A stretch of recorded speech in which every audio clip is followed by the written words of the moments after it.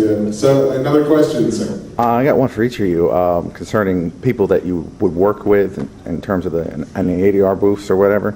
Let's see. Where's you? What about James Galen at Celltrax? Did you ever interact with him on an ADR booth? No, not in the booth. I saw James coming and going. Yeah. I've actually worked with James on a couple of other things. Yeah. We were getting cast in the same kind of movies coming along. There was that movie with Anthony Hopkins, World's Fastest Indian. James and I were both in that. Oh. James and I have done a TV commercial together. So I worked with him on several other things, and we would joke that every time there was some sort of American production, we both get cast in. But on the Power Rangers, only saw him a couple times, and I never worked with anyone doing my Mesogog main Tom Mercer ADR. I did very little of it, actually, as well, which was surprising to me. And would just come in on my own and work with my good friend Jim McClarty when he was doing that stuff. That was Broodwing eventually. He became one of the main villains of SPD. He did. Jim has a lot to do with the show, and he's taken. Jim and Lori are good friends of mine and Kelson's. Yeah. So I know Jim socially quite well. I've done plays with him, and I love working ADR with Jim. We give each other a hard time. But I never worked with anyone in ADR. Oh. And what about David Weatherly now? He's a fellow Sphere Cat. You done any ADR with him? Again, like Latham, we are always in the booth on our own. So when I'm doing Meg, currently when I get it, it's just an editor's voice. So it's just someone filling in the gap, so we know where their line will be. Yeah. And they are either genuinely rather uninterested in putting a performance in, or if they do put a performance in, it's one designed to amuse them. Yeah. So there's not a lot of room for improv, or is there? Not really. Not really. No. It always seems to be slightly less time than it takes for me to say the words. I get this thing to go, okay, well, you've got to say, we're going to get the cellist, and then we will dominate the entire world. Oh yes, let's dance together. And you've got to do it in a 3-second gap. And it's like, so yeah. So sometimes it really is a bit of a struggle to fit it all in. But no, yeah. Just the only people that I see in the booth are the Glenn who's on the deck, and Jim and Laurie.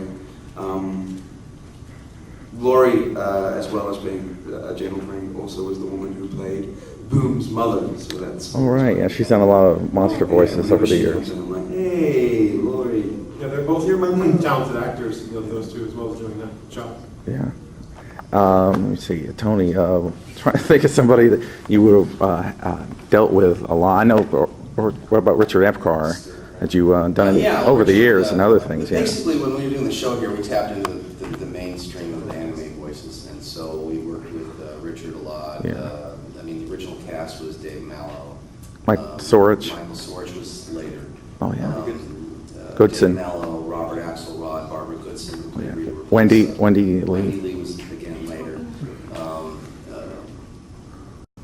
And then later Wendy played Scorpina and a few other things. So we got and folks like Neil Johnson. Yeah, I probably came in about the same time as Wendy or something. Yeah. So it was we got actually being the ADR director on the first 2 seasons. I got to work with everybody, including the main cast. So we got to see all of them all through all their strangenesses. Sometimes it's an odd job. You sit in the booth by yourself, and you're watching the TV, and you hear beeps, and you got a script in front of you that you just saw just a minute ago. And you do the best you can and have a lot of fun. Yeah. Then there's also the looping, the fun times when there's we're doing well, and there are 2, 3, 4 of us in a room just having a good old time. And what about David Lodge, who played Lokai? And what about David? Again, my experience of David Lodge was like crossing the hallways. Really? Yeah, we never really worked together. In the Wild Force team up, you voiced one of the mute orgs in there, Rofang. Sure. And David voiced the other one, so it was like a bit of a reunion. I came in from 12 to 1, and he was in from 1 to 2, so we would cross the hallways. Yeah. That's the disadvantage as an actor to doing something like anime or ADR versus original animation. where you get to work together, but nowadays with video games, they're the interstitial moments in between, like all the fighting and blowing stuff up, where you get the scene. Yeah. And those are now being recorded with groups of actors in the booth. When I did Spider-Man 3, I was in there with actors that I hadn't worked with for quite some time, and yet we had worked on lots of games together. Yeah. And that's actually becoming a really fun part of doing video games now, as opposed to the end of your session where you die 15 times. It's great. Every game I've done has been individual. No, because they're getting bigger scenes in between, and of course those are games with higher budgets. Sure. So when they've got the chance to cross over a couple of actors, and there's a game I'm working on right now that I'll tell you at another time, but I can't mention the name due to contractual reasons. But a lot of the stuff that I'm doing is with another actor.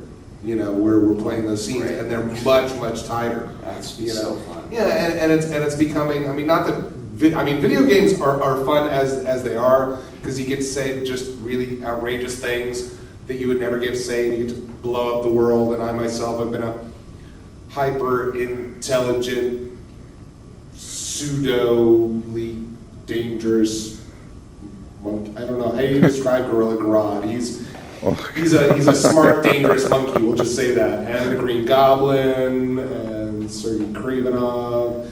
David Lodge, my biggest experience with David Lodge is he and I are at the same agents. So we see each other in the lobby and go, Dave, how are you? What have you put? And there's a thing about voice actors, it's whenever you talk, it's just really a little dance sometimes. Because it's like, yeah, what have you been working on? And you're listening for that one project that you didn't read for, so that you can go home and obsess. Wait a second. He worked on that? I didn't work on that. Why didn't I work on that? Why didn't they call me?